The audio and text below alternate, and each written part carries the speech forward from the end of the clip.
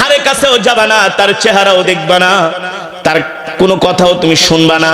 তোফাইল বিন আমর দাউসি বলে, আবু জেহেল এটা আবার কিভাবে সম্ভব? একটা মানুষ কথা বললে তো কানের ভিতরে আওয়াজ আসে। আবু জেহেল বলে, আমার কাছে একটা বুদ্ধি আছে, সেই বুদ্ধি হলো তুমি তোমার দুই কানের মধ্যে তুলা ঢুকায় দিবাও। তুমি তোমার কানের মধ্যে তুলা ঢুকায় দাও। তোফাইল বিন আমর দাউসিকে, আমার কাছে তুলা নাই। আবু জেহেল বলে, আমি তুলা নিয়ে আসছি। কত বড় শয়তান! কে আমি তুলা নিয়ে আসছি, কষ্টিপ নিয়ে আসছি। কি করা যায়? বেচারা মুরব্বির সামনে নাও করতে পারে না। কতগুলো তুলো নিয়ে তোফাইল বিন আমর দাউসির দুই কানের মধ্যে ঢুকায় দিলেন। ঢুকায় দিয়া দুই কানের মধ্যে কষ্টিপ মেরে দিলেন। তোফাইল বিন আমর দাউসি মুখের উপরে বলতে পারে না, বেচারা পড়ে গেছে বিপদে।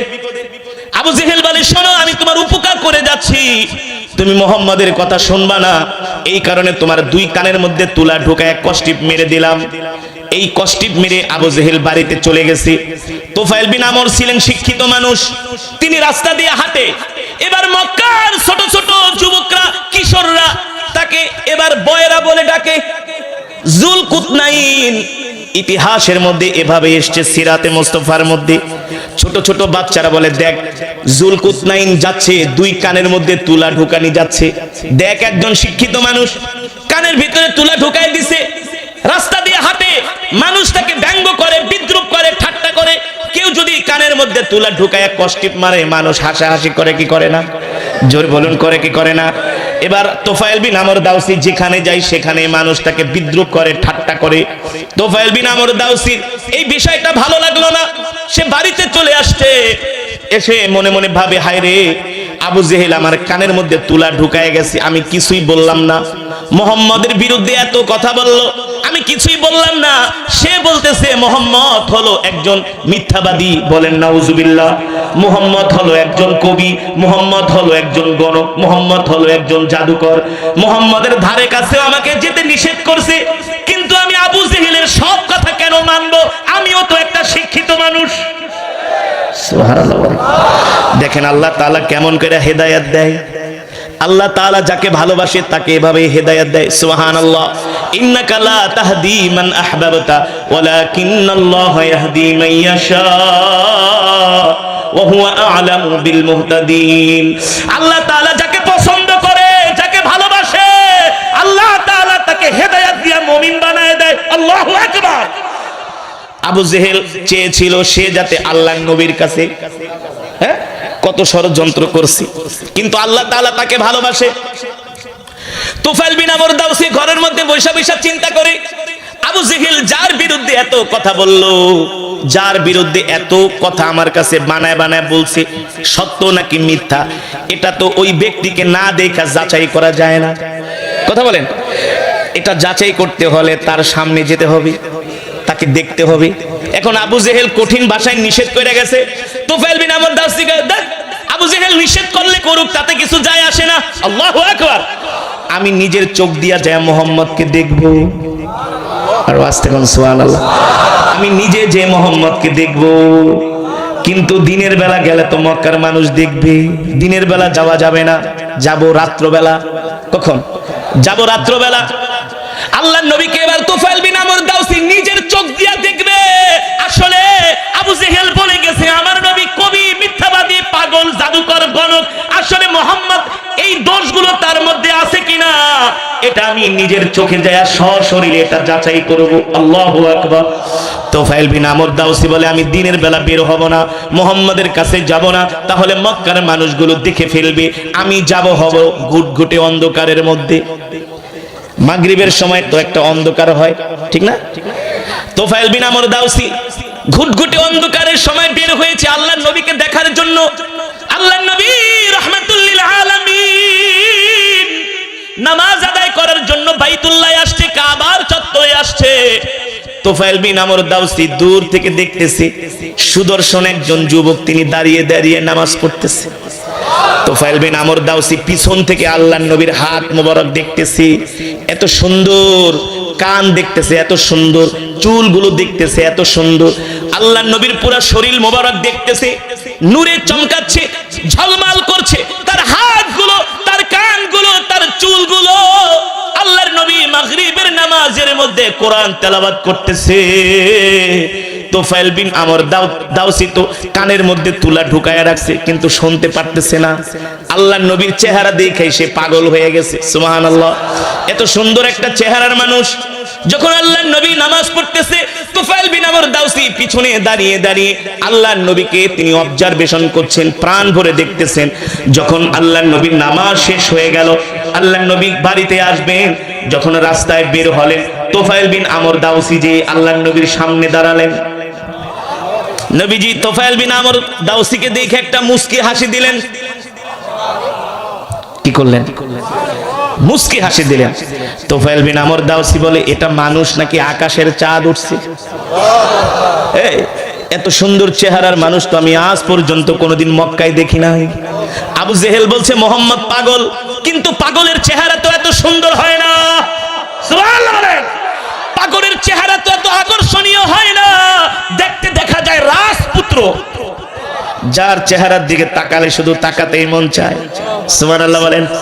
আল্লাহ তাআলা আমার নবীকে এত সুন্দর করে বানাইছে, পৃথিবীর যত সৌন্দর্য সব সৌন্দর্য আল্লাহ তাআলা আমার নবীকে দান করেছেন, ঠিক কিনা বলি? তোফাইল বিন আমর দাউসি আল্লাহর নবীর চেহারা দেখা তিনি পাগল হয়ে গেলেন, আল্লাহর নবীর হাসি দেখা তিনি অভিভূত হয়ে গেলেন। তোফাইল বিন আমর দাউসি বলে, না না, মুহাম্মাদের সাথে যে কোনো বললে আমাকে কথা বলতেই হবে। মোহাম্মদ তার চেহারা এত সুন্দর। আবু জেহেল বলছে, পাগল প্রথমেই দেখি গরমিল, আগে তার সাথে কথা বলে বুঝতে হবে আসলে সে কি পাগল নাকি ভালো। কোন মানুষের সাথে কথা না বললে তো বোঝা যায় না। আল্লাহর নবী বাড়ির দিকে যাচ্ছেন, তোফাইল বিন আমর দাউসি তার পিছনে পিছনে যাচ্ছে। আল্লাহু আকবার।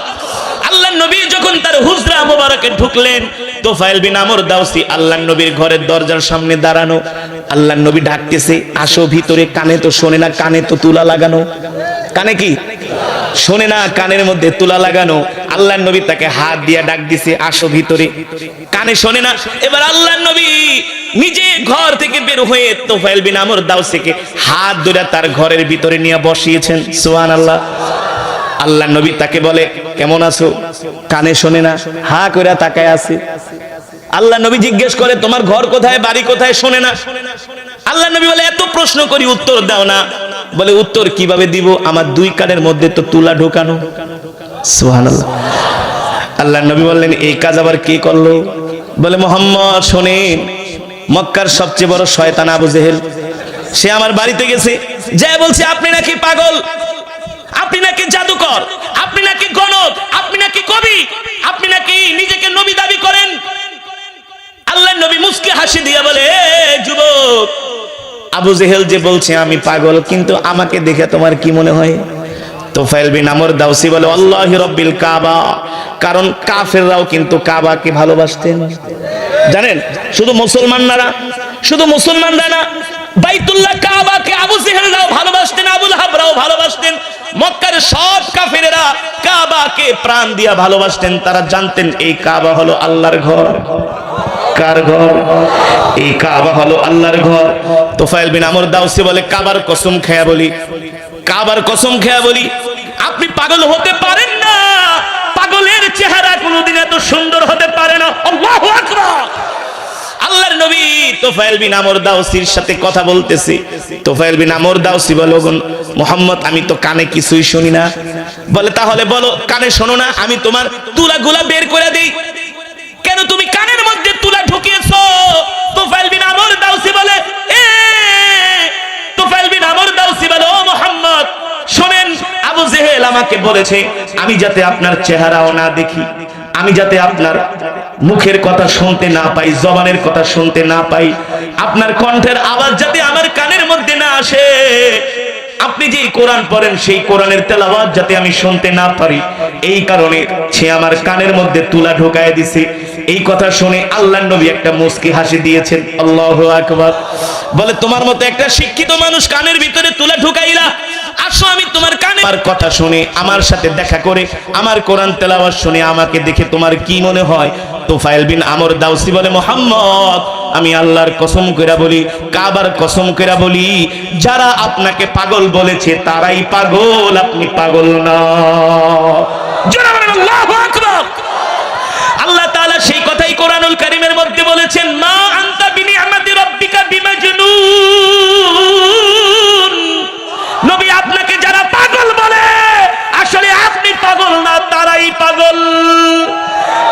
বিআইকুমুল মাফতুন ফাসাতুবসিরু ওয়া ইউবসিরুন বিআইকুমুল মাফতুন। নবী আপনাকে যারা পাগল বলে দেখবেন কিছুদিন পরে আমি আল্লাহ তাদেরকে পাগল বানায়া রাস্তায় রাস্তায় ঘোরাবো, ঠিক কিনা বলি? তুফাইল বিন আমর দাউসী বলে, মুহাম্মদ আপনি পাগল না, পাগলের চেহারা কোনোদিন এত সুন্দর হতে পারে না, পাগল কোনোদিন এত সুন্দর করে কথা বলতে পারে না, পাগল কোনোদিন এত সুশিক্ষিতের মতো আচরণ করে না।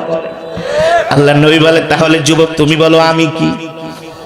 বলে, আনতা নবিয়ুকা মুহাম্মদ সাল্লাল্লাহু আলাইহি ওয়াসাল্লাম, আমি সাক্ষী দিলাম আপনি আমারও নবী, সকলের নবী। আপনি কোনো পাগল না, জাদুকর না, আপনি কুল কায়নাতের নবী। আল্লাহু আকবার। কিভাবে বুঝলা যুবক? বলে, কেন বুঝবো না? আপনার কথা, আপনার অ্যাটিটিউড, আপনার ব্যবহার, আপনি যে কোরআন পড়েন এই কোরআন তেলাওয়াতের আওয়াজ শুই না আমি বুঝতে পেরেছি, কারণ আমি নিজেও একজন কবি।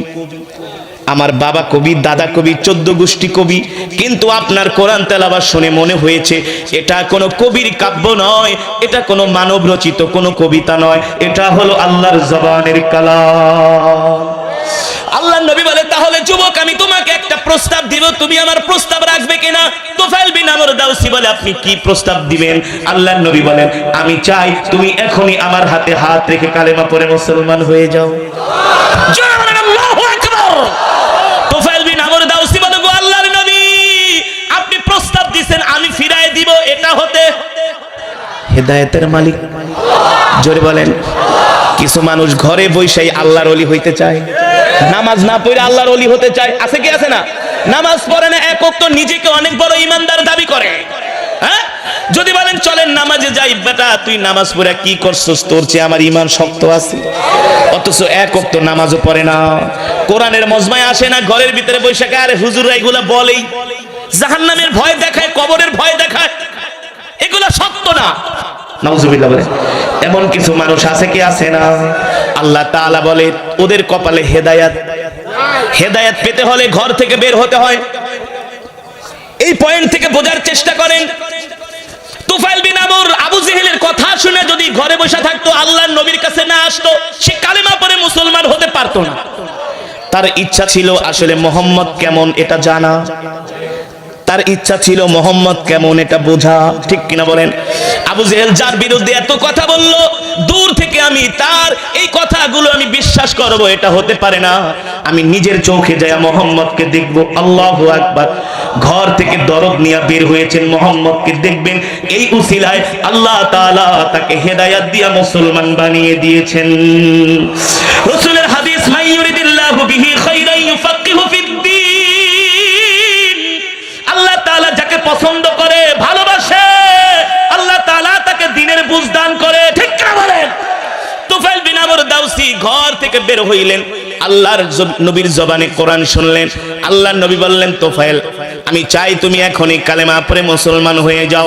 তোফাইল বিন আমর দাউসী বলে, গো আল্লাহর নবী আপনি প্রস্তাব দিয়েছেন, সেই প্রস্তাব আমি ফিরায় দিব, এত বড় সাহস তো আমার হতে পারে না।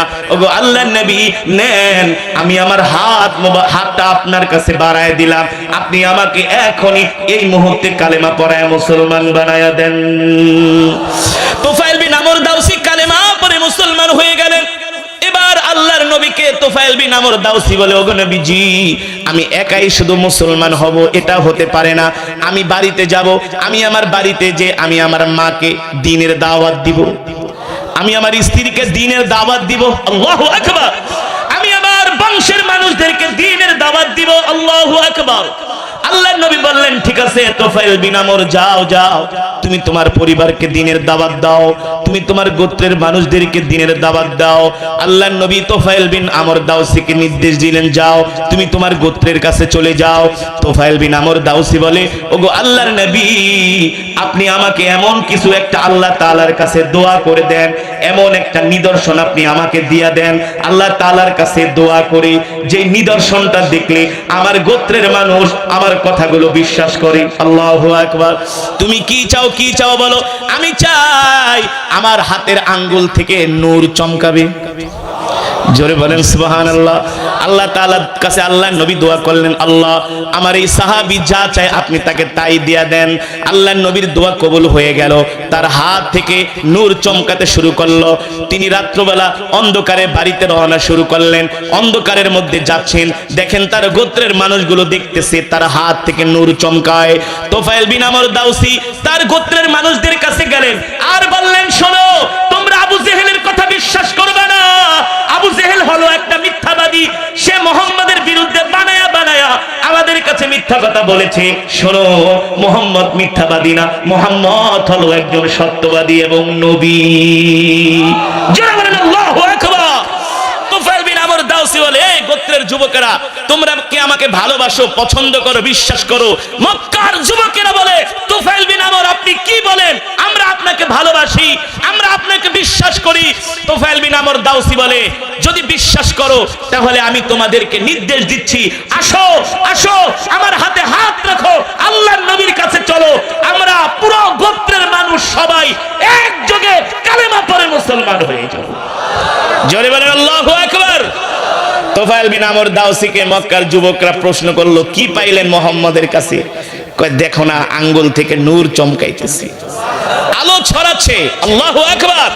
এই দৃশ্য দেখা অনেক কাফেরেরা তোফায়েল বিন আমরের হাতে হাত রেখে কালেমা পড়ে মুসলমান হয়ে গেল। তোফায়েল বিন আমর দাউসি তার গোত্রের সব মানুষদেরকে নিয়ে আল্লাহর নবীর কাছে যেয়ে বললেন, ওগো নবীজি আমার গোত্রের সব মানুষগুলো আপনার হাতে হাত রেখে কালেমা পড়ে মুসলমান হয়ে যাবে এই মুহূর্তে। আল্লাহর নবী এত খুশি হলেন, এত খুশি হলেন, সব মানুষদেরকে তিনি কালেমা পড়ায়া মুসলমান বানায় দিলেন। বলেন আল্লাহু আকবার।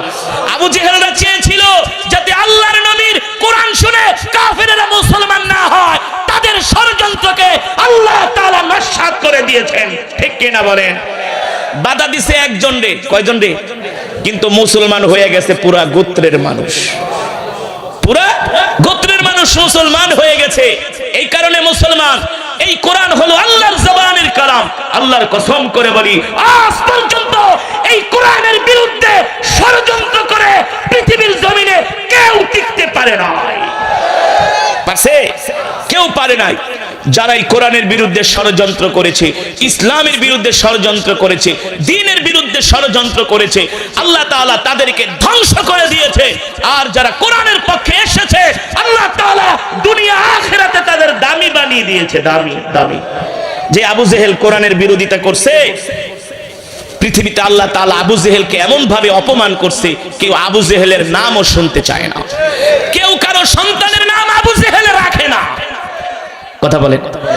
আর যে ওমর কল্লা কাটার জন্য আল্লাহর নবীর দরবারে আসছিলেন তরবারি নিয়ে, কোরআনের তেলাওয়াত শুনে সেই ওমর আল্লাহর নবীর হাতে হাত রেখে কালেমা পড়ে মুসলমান হয়ে গেছে। এই কারণে মুসলমান, আজকে আমাদের সমাজে শান্তি নাই, আমাদের ঘরের ভিতরে শান্তি নাই, আমাদের সন্তানগুলো দিন দিন তারা নষ্ট হয়ে যাচ্ছে। এর একটি মাত্র কারণ হলো আমাদের সন্তানরা আল্লাহর কোরআনের শিক্ষা থেকে দূরে সরে যাচ্ছে।